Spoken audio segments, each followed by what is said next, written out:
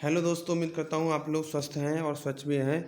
तो देखिए कैसे चल रही है आप लोगों की पढ़ाई, बताइए और पढ़ते रहिए। पैट का एग्ज़ाम जो है बहुत ज़्यादा नज़दीक आ गया है दोस्तों। जैसा कि पता चला है आपको 16 और 15 अक्टूबर को इसका एग्ज़ाम है दोस्तों, और उससे पहले आपका 10 अक्टूबर को जो है Delhi police head constable ministerial का है दोस्तों। तो पढ़ाई तो आप करते रहिए, बहुत ही ज़्यादा ज़रूरी जो फैक्ट के साथ बताता हूँ। कॉन्स्टिट्यूशन यहाँ से एक भी सवाल जो है अलग नहीं आएगा दोस्तों, ठीक है। तो हम कोशिश करेंगे जल्दी से संविधान हमारा ख़त्म हो जाए। कुछ गैप हो गया था, उसके लिए माफ़ी चाहता हूँ दोस्तों। आपको जो है कंटिन्यूस वीडियो मिलती रहेंगी। अब कुछ काम आ जाता है इसलिए थोड़ा सा बिजी हो जाते हैं हम भी। तो दोस्तों यहाँ से एक एक क्वेश्चन को आप देखिए प्लीज़, बहुत ही ज़्यादा ज़रूरी क्वेश्चंस हैं ये। जैसा कि मैं अब बता चुका हूँ आपको। मान लीजिए अगर यहाँ से डायरेक्ट क्वेश्चन नहीं फंसता है तो आप जो है इसका डिस्क्रिप्शन जरूर देखा करिए। जो मैं व्याख्या करता हूँ प्रत्येक क्वेश्चन की, तो वो व्याख्या से संबंधित क्वेश्चन ही बनेंगे दोस्तों, ठीक है। तो चलते अपनी वीडियो में आगे बढ़ने से पहले हमारी वीडियो को लाइक करें, शेयर करें और चैनल को सब्सक्राइब करना ना भूलें दोस्तों। चलते हैं अपने क्वेश्चन पर। क्वेश्चन नंबर 21 है ये, जो कि हम पढ़ रहे थे नीति निर्देशक तत्व पढ़ रहे थे दोस्तों हम। उसी में क्वेश्चन नंबर 21 देखते हैं। भारतीय संविधान का कौन सा अनुच्छेद भारत को कल्याणकारी राज्य घोषित करने से संबंधित है? तो कौन सा ऐसा आर्टिकल है? हमने राज्य के नीति निर्देशन सिद्धांत पढ़े और बोला कि राज्य के नीति निर्देशन सिद्धांत जो है राज्य को कल्याणकारी राज्य घोषित करेंगे, ठीक है ना। और लेकिन उसमें भी तो कोई आर्टिकल होगा ना, तो article number 39 is correct answer, जो कि ऑप्शन नंबर बी है दोस्तों, ठीक है। 39, तो ये कह रहा है 39 कि भारत के संविधान के अनुच्छेद 39 में राज्य द्वारा अनुसरणीय नीति के निर्देशक सिद्धांत दिए गए हैं जो भारत को कल्याणकारी राज्य घोषित करते हैं दोस्तों, ठीक है। चलते अपने नेक्स्ट क्वेश्चन पर। थोड़ा शोर हो रहा है, इसके लिए माफ़ी चाहूँगा, थोड़ा इग्नोर करें दोस्तों। संविधान सभा में यह किसने कहा था कि सरकारी नीति के निर्देशक सिद्धांत किसी बैंक में दे उस चेक की तरह हैं जिसका भुगतान बैंक अपनी सुविधानुसार करता है? यानी जैसे कि सरकार जो चाहे वैसे उसको कर लेती है। तो इसीलिए ये कहा था के टी शाह। के टी शाह एक व्यक्ति थे जिन्होंने कहा था कि कोई भी सरकारी नीति के निर्देश सिद्धांत किसी बैंक में दे उस चेक की तरह होते हैं, यानी जो बैंक निर्धारित करेगी उस हिसाब से दिए जाएंगे दोस्तों, ठीक है। तो के टी शाह ने एक कहा था कि यह उद्धरण यानी स्टेटमेंट प्रोफेसर के टी शाह ने नीति निर्देश सिद्धांतों के संदर्भ में कहा था, ठीक है ना। चलिए नेक्स्ट क्वेश्चन पर दोस्तों। अब देखिए नेक्स्ट टॉपिक क्या आ जाता है जिसका नाम है राष्ट्रपति एवं उपराष्ट्रपति। यहाँ से देखिए राष्ट्रपति एंड उपराष्ट्रपति दोस्तों। तो अब ये राष्ट्रपति में कितने इम्पोर्टेंट, देखिए राष्ट्रपति तो ना बहुत ज़्यादा इम्पोर्टेंट होता है, मोस्ट इम्पोर्टेंट होता है फॉर दी कॉम्पिटिटिव एग्जाम दोस्तों। तो आप जो है ध्यान से सुने, है ना, ठीक है। और क्योंकि राष्ट्रपति is the first person of India, तो ये किसी भी कंट्री का फर्स्ट पर्सन होता ही है, और इसीलिए इससे संबंधित क्वेश्चन भी काफ़ी इंपॉर्टेंट बनते हैं। तो दोस्तों देखिए फर्स्ट क्वेश्चन, भारत के संविधान के अनुसार भारत के राष्ट्रपति के कार्यालय में व्यक्ति को ठीक है डैश अवधि के भीतर भरा जाएगा। तो दोबारा पढ़ लो सवाल को। अब भारत के संविधान के अनुसार भारत के राष्ट्रपति के कार्यालय में रिक्ति को तो कितने समय के अंदर भरा जाता है दोस्तों? 6 मास के अंदर। यानी कोई भी भारतीय संविधान के अनुसार मान लो आज जो राष्ट्रपति अपने पद से हट गया है बीच में से, और उसने कार्यकाल पूरा नहीं किया या फिर उसका कार्यकाल पूरा हो गया है, कोई भी रीज़न हो, उसको ना 6 मास के अंदर उसको भरना पड़ता है दोस्तों, ठीक है ना। यानी राष्ट्रपति की सीट खाली नहीं रह सकती दोस्तों। चलते हैं ना, देखिए इसको एक बार पढ़ लीजिए क्या है।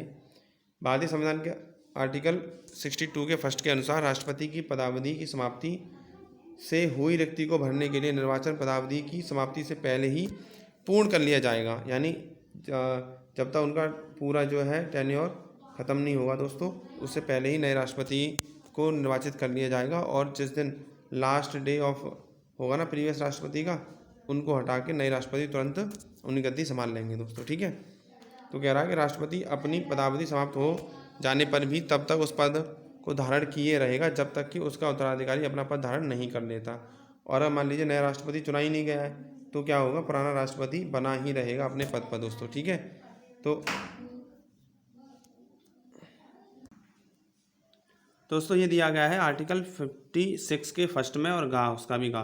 तो देखिए ये, और साथ ही अनुच्छेद 62 के 2 में कहा गया है कि राष्ट्रपति की मृत्यु, पद त्याग या हटाए जाने अथवा किसी अन्य कारण से हुई तो उसके पद में रिक्ति को भरने के लिए निर्वाचन रिक्ति होने की तारीख के बाद यथाशीघ्र और प्रत्येक दशा में 6 माह की अवधि से पहले किया जाएगा। यानी जैसे ही मृत्यु हुई है तुरंत उसके बाद राष्ट्रपति का चुनाव होगा, या फिर जो है और 6 महीने के अंदर जो है किसी ना किसी को राष्ट्रपति जरूर बनाया जाएगा दोस्तों। और तब तक के लिए उपराष्ट्रपति ही गद्दी संभालेंगे राष्ट्रपति के रूप में, ठीक है ना। ये कार्यवाहक राष्ट्रपति कहलाए जाएंगे दोस्तों, ठीक है। तो उम्मीद करता हूँ सब कुछ समझ में आ गया होगा इस क्वेश्चन में।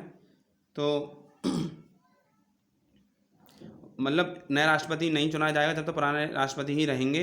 आर्टिकल 56 का फर्स्ट कहता है, और अनुच्छेद 62 का सेकंड कहता है कि अगर राष्ट्रपति मृत्यु हो जाए, पद का त्याग दे दे, चाहे उसको हटा दिया जाए, है ना, उसका जब टेन्योर पूरा ना हो, तो उसमें रिक्ति होने की तारीख के बाद और 6 माह की अवधि तक, उस 6 महीने के भीतर आपको नए राष्ट्रपति चुनने पड़ेंगे दोस्तों, ठीक है। चलते हैं नेक्स्ट क्वेश्चन पर। निम्नलिखित में से किसकी नियुक्ति राष्ट्रपति द्वारा नहीं की जाती है? तो राज्यों के राज्यपाल, ये तो कर जाते हैं राज्यों के राज्यपाल जो है दोस्तों। और दूसरा ऑप्शन है उच्च न्यायालयों के मुख्य न्याय एवं अन्य न्यायाधीश जो होते हैं, ये भी कर जाते हैं। सर्वोच्च न्यायालय के मुख्य व अन्य न्यायाधीश ये भी करे जाते हैं राष्ट्रपति द्वारा। दोस्तों उपराष्ट्रपति राष्ट्रपति के द्वारा नियुक्त नहीं किया जाता है। तो option number D is correct answer. इसकी व्याख्या देख लेते हैं। भारत के उपराष्ट्रपति को संविधान के अनुच्छेद 66 के तहत संसद के दोनों सदनों के सभी सदस्यों द्वारा आनुपातिक प्रतिनिधित्व पद्धति के अनुसार एकल संक्रमणीय मत द्वारा चुना जाता है, ना कि राष्ट्रपति इनको नियुक्त करता है दोस्तों, ठीक है। तो आर्टिकल 66 में उपराष्ट्रपति के लिए चुनाव दिया है, कैसे कैसे उपराष्ट्रपति चुने जाएंगे, ठीक है दोस्तों। और विकल्पों में दी गई अन्य पदाधिकारियों की नियुक्ति राष्ट्रपति द्वारा की जाती है दोस्तों।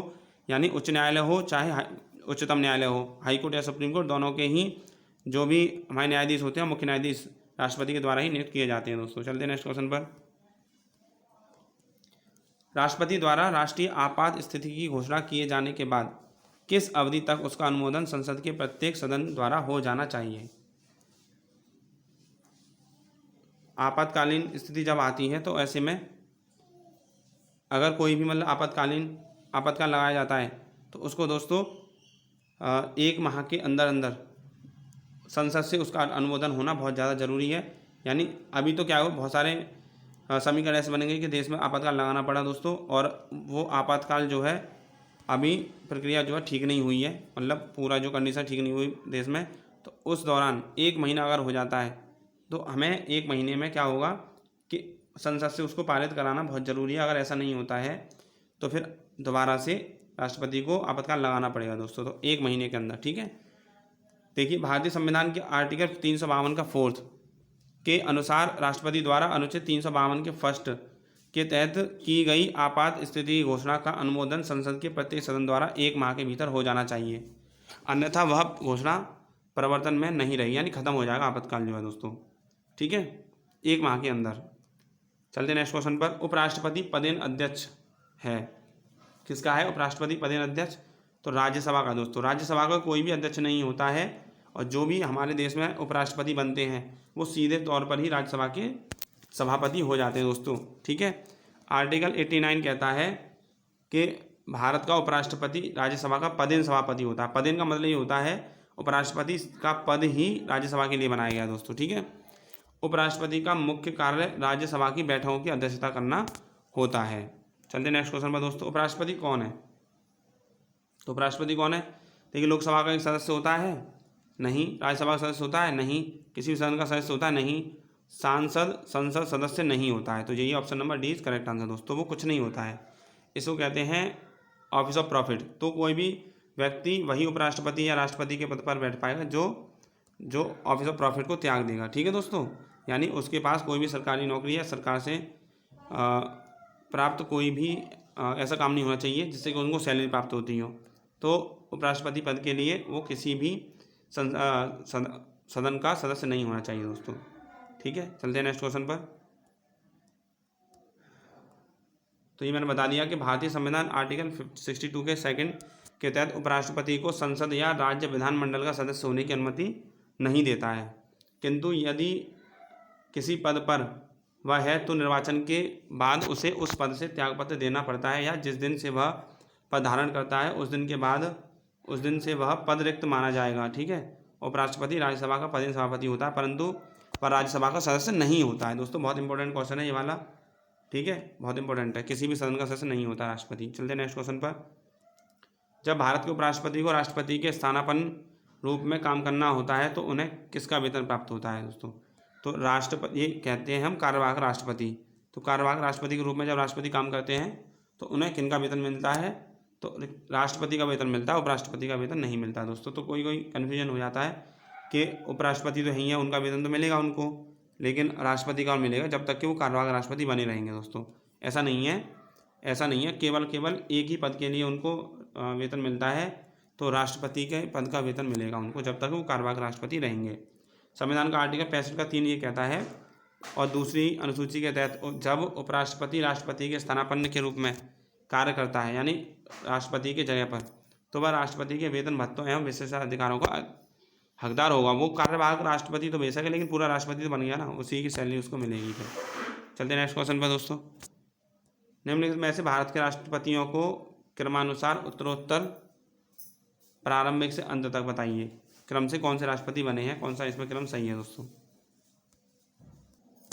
तो सबसे पहले दोस्तों इसमें से, जैसा कि आपको पता है, राजेंद्र प्रसाद थे, लेकिन राजेंद्र प्रसाद इसमें ऑप्शन है नहीं है। तो उनके बाद बने थे सेकंड राष्ट्रपति डॉक्टर एस राधाकृष्णन, सर्वपल्ली राधाकृष्णन। दूसरे उसके बाद बने थे डॉक्टर जाकिर हुसैन, ठीक है दोस्तों। उसके बाद बने थे दोस्तों आपके वीवी गिरी, और सबसे लास्ट में इनमें बने हैं फखरुद्दीन अली अहमद। तो option number D is correct answer दोस्तों, ठीक है, डी इज़ करेक्ट आंसर। तो ये दिया है इसमें, देखिए दिए गए राष्ट्रपतियों का कालक्रम। डॉक्टर जाकिर हुसैन 1967-69 में बने थे, डॉक्टर एस राधाकृष्णन 62 से 67 तक, फखरुद्दीन अली अहमद जो है 74 से 77 तक, और वीवी गिरी 1969 से 1974 तक। इस प्रकार अभिष्ट विकल्प डी सही होगा, 2 1 4 3, ठीक है दोस्तों, 2 1 4 3 देख लेना। चलते नेक्स्ट क्वेश्चन पर। किसने 2 पूर्ण अवधियों तक भारत के उपराष्ट्रपति का पद संभाला था? पूर्ण अवधियों तक 2 बार राष्ट्रपति उपराष्ट्रपति रहे थे, सर्वपल्ली राधाकृष्णन दोस्तों, ठीक है। तो option number A is correct answer, Sarvepalli Radhakrishnan. तो डॉक्टर एस राधाकृष्णन ने 1952-57 से और 57 से लेकर 62 की 2 पूर्ण अवधियों तक भारत के उपराष्ट्रपति का पद संभाला, तथा वे 1962 से 67 तक भारत के राष्ट्रपति भी रहे थे। वर्तमान उपराष्ट्रपति श्री हामिद अंसारी भी 2 बार उपराष्ट्रपति के कार्यकाल के लिए चुने गए हैं। उनका पहला कार्यकाल 11 अगस्त 2007 से 10 अगस्त 2012 तक, दूसरा कार्यकाल 11 अगस्त 2012 से 2017 तक दोस्तों रहा था, ठीक है ना। ये थोड़ा पुरानी नोट्स है इसलिए इसमें डेट नहीं दिया है, 2017 तक रहा था। तो दोस्तों 2 बार राष्ट्रपति उपराष्ट्रपति रह चुके हैं सर्वपल्ली राधाकृष्णन, और दूसरे हैं दोस्तों हामिद अंसारी। चलते हैं नेक्स्ट क्वेश्चन पर। भारत के उपराष्ट्रपति के पद पर लगातार 2 बार कौन रहा था? तो अभी बताया डॉक्टर एस राधाकृष्णन और हामिद अंसारी दोस्तों, ठीक है ना। अब हामिद अंसारी भी इस लिस्ट में जुड़ गए हैं, हामिद अंसारी। चलते हैं नेक्स्ट क्वेश्चन पर। राष्ट्रपति द्वारा संसद के दोनों सदनों के लिए कुल कितने सदस्यों को नामित किया जाता है?